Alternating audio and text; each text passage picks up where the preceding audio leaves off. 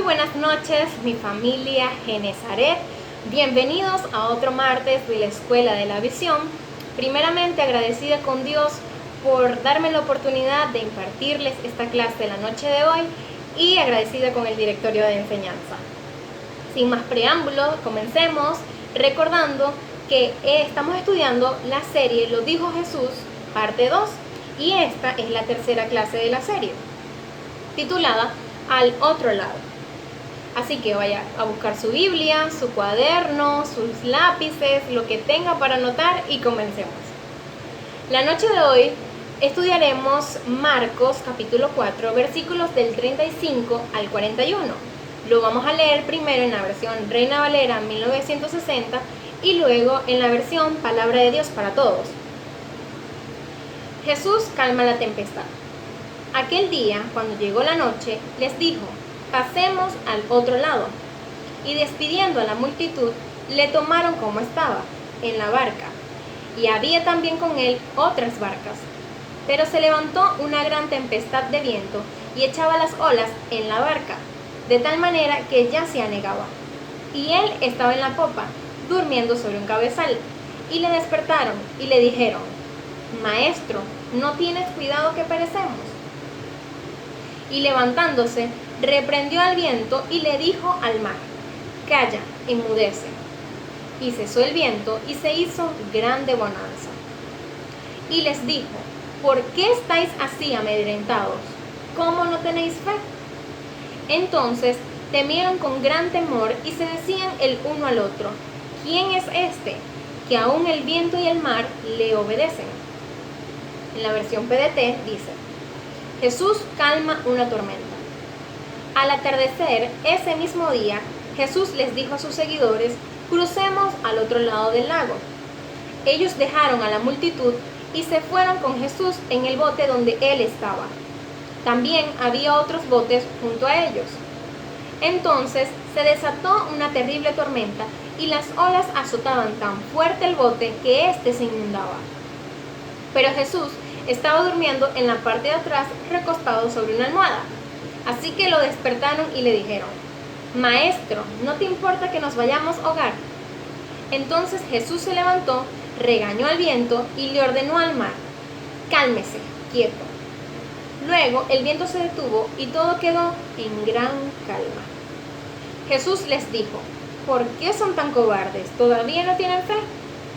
Pero todos estaban muy asustados y se decían unos a otros: ¿quién es este, que hasta el viento y las olas obedecen sus órdenes? Lo primero que quiero que hagamos es enfocarnos un momentico en el mar de Galilea.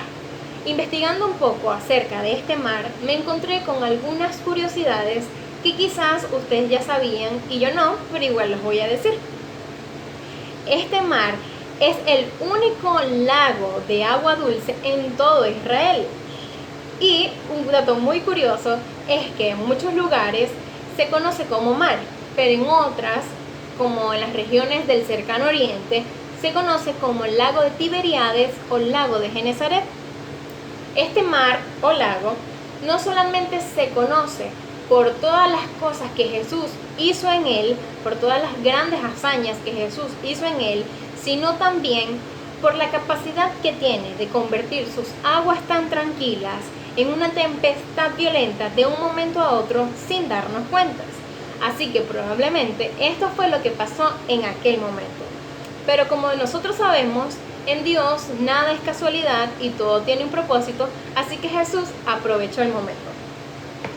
Para entrar en contexto, vamos a hacer una revisión de los versículos anteriores, donde nos vamos a encontrar con Jesús enseñando a sus discípulos y a sus seguidores junto al mar de Galilea.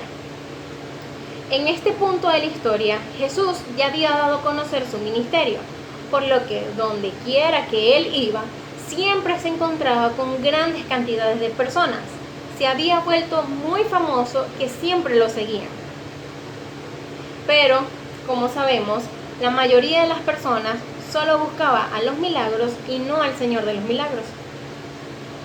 Durante el día, Jesús estuvo enseñándole a sus seguidores y a sus discípulos a través de parábolas, como la parábola del sembrador, la parábola del crecimiento de la semilla y la parábola de la semilla de mostaza, teniendo como enfoque principal de estas tres enseñanzas el reino de Dios, la grandeza del reino de Dios y el poder de la fe.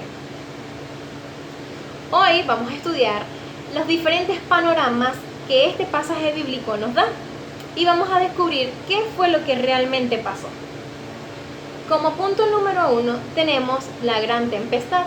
Volvamos a leer Marcos capítulo 4 versículos del 35 al 38. Aquel día, cuando llegó la noche, les dijo: pasemos al otro lado. Y despidiendo a la multitud, le tomaron como estaba, en la barca, y había también con él otras barcas. Pero se levantó una gran tempestad de viento y echaba las olas en la barca, de tal manera que ya se anegaba. Y él estaba en la popa, durmiendo sobre un cabezal. Y le despertaron y le dijeron: Maestro, ¿no tienes cuidado que perecemos? Imaginémonos el panorama. Jesús había pasado todo el día enseñando cerca del mar. Para las personas que han ido al mar o a una playa, saben lo tedioso que es estar cerca del mar porque hay calor, está el sol resplandeciente literalmente aquí, y seguramente Jesús había pasado todo el día bajo el sol ardiente, con calor, y lo más seguro es que haya tenido hambre. Entonces, se puede decir que Jesús, al llegar la noche, estaba totalmente exhausto y estaba cansado físicamente. Y hay un versículo que nos confirma esto y es Marcos 4, versículos 36, pero en la versión Reina Valera 2015. Y después de despedir a la multitud, lo recibieron tal como estaba. Ustedes se podrán imaginar cómo estaba Jesús. Entonces, debido al cansancio, se durmió en la popa, pues solamente quería descansar. Lo que me sorprende aquí es la pregunta de los discípulos: Maestro, ¿no te importa que nos vayamos a hogar? Era obvio que hasta ese momento no tenían ni idea de todo lo que podía hacer Jesús. Además, que habían olvidado las enseñanzas de tan solo unas pocas horas. Jesús les había enseñado a tener fe, y ellos por su lado estaban faltos de fe. En el Señor no hay casualidades. El objetivo de las parábolas que Jesús les había enseñado era que aprendieran acerca de la grandeza del reino de Dios y acerca del poder de la fe. Pues esa misma noche serían puestos a prueba. Es fácil, luego de la teoría viene la práctica. Pero no culpo a los discípulos, porque los discípulos estaban llenos de miedo, un miedo que los cegaba y no los dejaba ver qué era lo que en realidad estaba pasando. Un miedo que en ocasiones tú y yo también hemos experimentado y que en efecto nos convierte en discípulos faltos de fe. Es necesario entender que el miedo disipa la fe, pero asimismo la fe disipa el miedo. Si los discípulos hubieran tenido fe, hubieran dejado descansar a su maestro, pues su fe les habría recordado: primero, la barca no se iba a hundir, en ella estaba el dueño del mar y los vientos. Y segundo, una tempestad no dura eternamente, porque como sabemos, luego de una tormenta viene la gran calma. Nuestro punto número 2. Leamos Marcos capítulo 4, versículos del 39 al 41. Entonces Jesús se levantó, regañó al viento y le ordenó al mar: cálmese, quieto, o calla, enmudece. Luego el viento se detuvo y todo quedó en gran calma. Jesús les dijo: ¿por qué son tan cobardes? ¿Todavía no tienen fe? Pero todos estaban muy asustados y se decían unos a otros: ¿quién es este que hasta el viento y las olas obedecen sus órdenes? Volvamos a imaginarnos el panorama. Jesús estaba dormido. Sinceramente, yo no creo que haya estado del todo dormido. Los discípulos lo despiertan y le hacen una pregunta maravillosa: Maestro, ¿no te importa que nos vayamos a hogar? Y Jesús, siendo Jesús, no les responde, sino que simplemente se levanta, reprende al viento y le ordena al mar que se calle. Curiosamente, Jesús repitió las mismas palabras que él dijo unos días antes en la sinagoga de Capernaum, cuando se le presentó un hombre con un espíritu inmundo, donde la reacción de las personas fue exactamente la misma. ¿Con qué autoridad manda aún a los espíritus inmundos y le obedecen? Marcos 1:27. Ellos claramente no conocían esa autoridad, la verdadera autoridad. La autoridad que provenía directamente del Padre y que estaba sujeta al Padre y era guiada por el mismísimo Espíritu Santo. Les hablo de la autoridad que sigue vigente hasta nuestros días, de la autoridad en la que nosotros estamos llamados a hacer mayores cosas en el nombre de Jesús. Aquí me encanta la manera en la que Jesús le da vida a la famosa frase: los hechos dicen más que 1000 palabras. Él no necesitaba responderle a sus discípulos y tampoco necesitaba responderle a los seguidores. Él solamente estaba buscando una sola cosa, y era cumplir la voluntad del Padre, donde estaba implícito mostrar la autoridad que él tenía. Los discípulos no habían superado la prueba de la fe en la tormenta. Ellos dudaron, pusieron su fe a prueba y ellos lamentablemente fallaron. Entonces Jesús, en cierto modo, estaba sorprendido. Les preguntó: ¿por qué son tan cobardes? ¿Todavía no tienen fe? Jesús nos está dando un claro mensaje en estas dos preguntas, y es que la valentía es una de las bases sólidas de alguien que ha construido su vida sobre la fe. Pero los discípulos no iban a entender esto sino estando al otro lado. Punto número 3. Marcos capítulo 4 versículo 35. Aquel día, cuando llegó la noche, les dijo: pasemos al otro lado. Ok, hagamos un resumen. Jesús les había enseñado a sus discípulos a través de parábolas acerca de la grandeza del reino de Dios y el poder de la fe. Los discípulos fueron puestos a prueba ese mismo día y lamentablemente no superaron la prueba de la fe.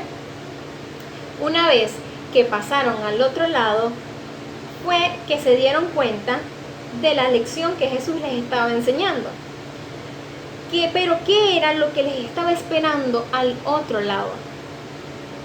Si leemos Marcos capítulo 5, versículos 1, 3 y versículo 9, nos dice: vinieron al otro lado del mar, a la región de los Gadarenos, y cuando salió él de la barca, enseguida vino a su encuentro de los sepulcros un hombre con un espíritu inmundo, que tenía su morada en los sepulcros, y nadie podía atarle, ni aun con cadenas. Jesús le preguntó: ¿cómo te llamas?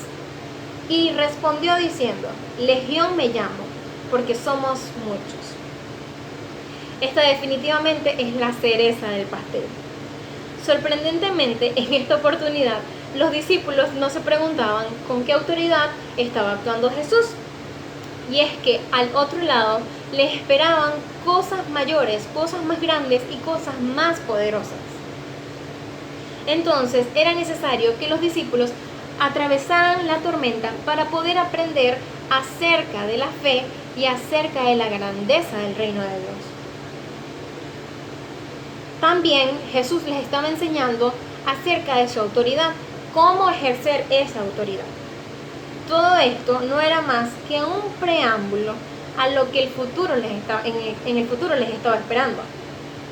Jesús necesitaba fortalecerlos, tanto en la fe como en autoridad, pues los estaba preparando para el ministerio. Y esto nos da un ejemplo en Marcos, capítulo 6, versículos del 7 al 9. Después llamó a los 12 y comenzó a enviarlos de 2 en 2, y les dio autoridad sobre los espíritus inmundos. Y les mandó que no llevasen nada para el camino, sino solamente bordón, ni alforja, ni pan, ni dinero en el cinto, sino que calzasen sandalias y no vistiesen 2 túnicas.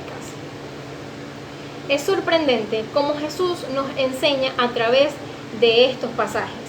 En muchas ocasiones, cuando nos encontramos con estos pasajes, que vemos la actitud de los discípulos, nuestra posición es juzgarlos y señalarlos y preguntarnos por qué los discípulos de Jesús, siendo los discípulos de Jesús, estaban actuando de esa manera y no actuaban conforme a la altura de un discípulo de Jesús.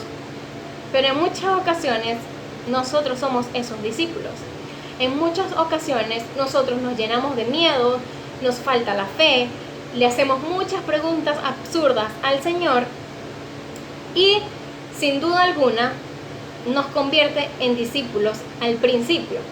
Porque como ya sabemos, si nos vamos mucho más allá, incluso en el libro de Hechos, vemos cómo los discípulos hacían grandes cosas en el nombre de Jesús, cómo la transformación fue increíble de estos discípulos. Entonces, para mi parecer, los discípulos aprendieron muchísimo de Jesús para hacer tan solo 3 años con Él. Recordemos que ellos solamente pasaron ese periodo de tiempo con Jesús. ¿Cuántos de nosotros no tenemos más de 3 años en Jesús y seguimos actuando como nuevos creyentes? ¿Seguimos actuando como los discípulos al principio? Lo que quiero que entendamos la noche de hoy es que los procesos forman parte de nuestra vida. Jesús siempre nos va a estar procesando constantemente, porque con esto nos moldea, nos transforma y es evidente nuestro crecimiento espiritual. Recordemos que pasar al otro lado no es más sino que dejar nuestros miedos atrás y enfrentar los problemas, porque sí, vamos a tener problemas.